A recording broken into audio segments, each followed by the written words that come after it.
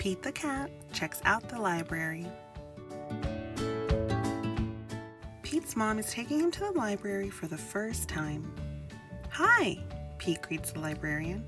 "I'm looking for the perfect bedtime story." The librarian smiles.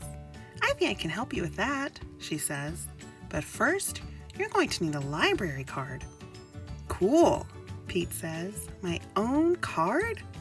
"That's right," says the librarian. "Just for you. How about we find you that book?" The librarian takes Pete to her favorite room.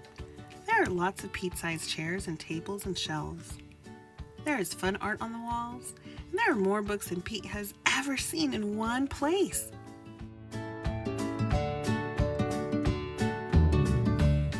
"What do I do now?" he asks.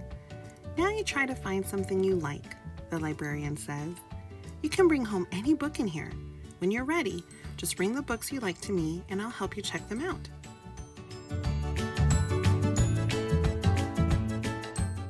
Pete goes over to a shelf and chooses a book about jets. He reads it and pretends he's a stunt pilot.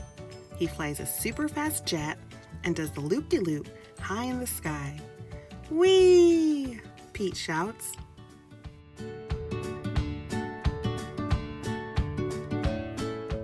Next, Pete picks a book with a wizard and a unicorn on the cover.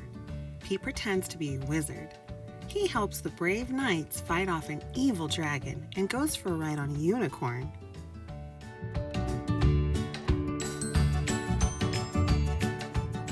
Pete practices his wizard spells. "Take that!" he cries, shooting a blast of magic at the dragon.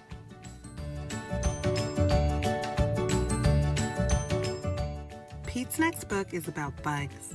He pretends to be a scientist, studying spiders and ants. Pete looks through his microscope at the microscopic world around him. He has never seen anything so cool before. He wonders what great discoveries he'd make as a scientist.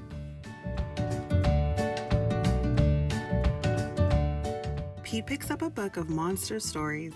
He imagines himself facing off against the big bad wolf. Pete does not like that story.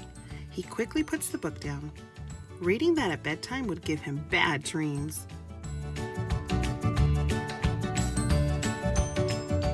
Pete's next book is about Egypt. He reads all about the pyramids and imagines himself discovering a long-lost pharaoh.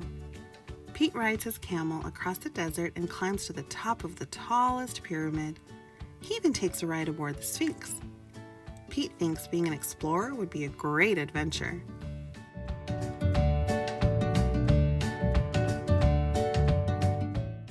Pete picks a book with a robot on the cover. He imagines that he is a robot. "Bleep, bloop, bleep," Pete says. He moves his arms and legs like a robot. They make a funny whizzing sound as he glides across the room. Pete begins to dance. It is a robot dance party.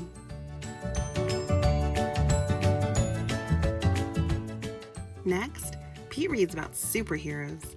He imagines flying around the city in a cape, chasing bad guys, and saving the day. All of Pete's friends cheer for him. "Thank you," Pete says, "but it's all in a day's work. Super Pete to the rescue."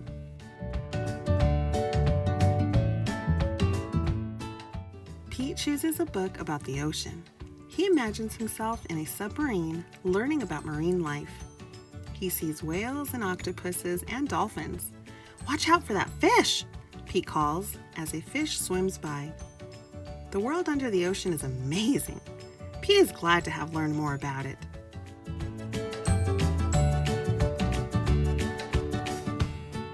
"So," says the librarian, interrupting Pete's fantasy, "did you pick one?" Pete shakes his head.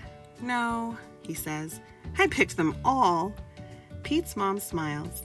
Tonight is going to be one long bedtime.